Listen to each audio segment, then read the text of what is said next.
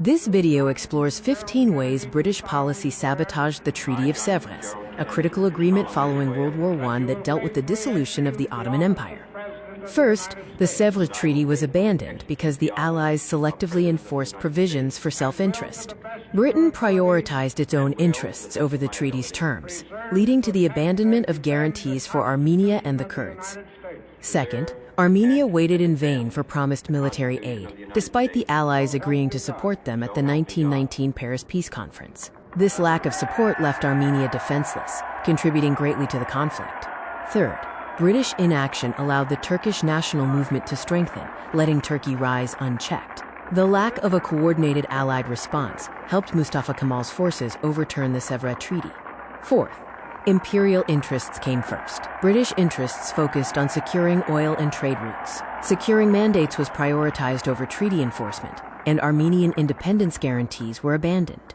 Fifth, Allied divisions sabotaged Sèvres.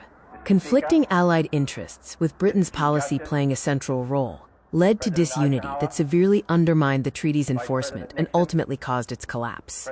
Sixth, Sèvres was never legally ratified by the Ottoman Parliament. The British suspended the parliament during the occupation of Istanbul, preventing the necessary legal ratification of the treaty. By suspending the Ottoman Parliament during their occupation, Britain legally prevented the Sèvres Treaty ratification. Necessary legal ratification was impossible, and Britain did not sufficiently pressure the Ottomans to ratify it. Seventh, Britain undermined Sèvres by secretly negotiating with the Kemalists. This diplomatic engagement bypassed the legal Ottoman government, weakened the treaty signatories, and ultimately helped Turkey. Secret negotiations with the Turkish national movement bypassed the legal Ottoman government. This action weakened the Sèvres Treaty signatories and undermined the Sultan's authority, which ultimately aided Turkey. Eighth, Britain encouraged Greek military advances into Anatolia, but provided insufficient support, leading to a military overextension. This failure contributed to the Greco-Turkish war disaster and empowered the Kemalists. Insufficient British support, after encouraging Greek military advances into Anatolia, led to a disastrous overextension. This failure to aid Greece contributed to the Greco-Turkish War and empowered the Kemalists in Turkey. Ninth, Armenia was abandoned again. Britain recognized Armenian independence in Sèvres, but provided no military enforcement. This failure allowed Turkish forces to retake eastern Anatolia, abandoning the independence guarantees.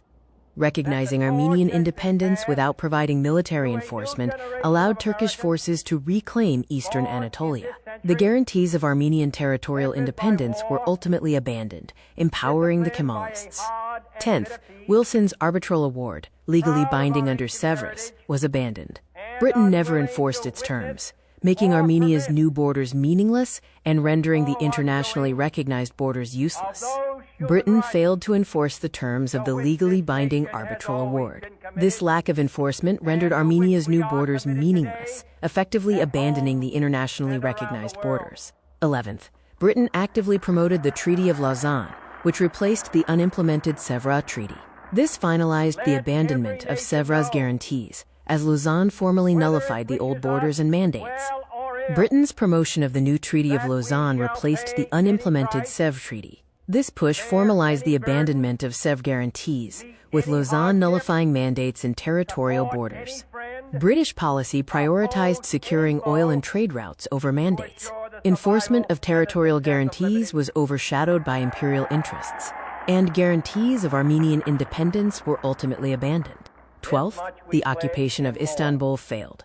Britain's occupation destabilized the Ottoman government and failed to secure compliance with the treaty. This allowed a rival nationalist government to rise, undermining the Sultan's authority. 13th, the Allies failed to enforce the mandatory Ottoman disarmament provisions. This allowed Ottoman forces to maintain significant military strength, greatly empowering the Turkish national movement and contributing to the collapse of Sèvres. 14th, British inaction allowed the Kemalists to form an alliance with Soviet Russia. This diplomatic failure sealed Armenia's fate in 1920, and the new alliance significantly empowered the Turkish national movement.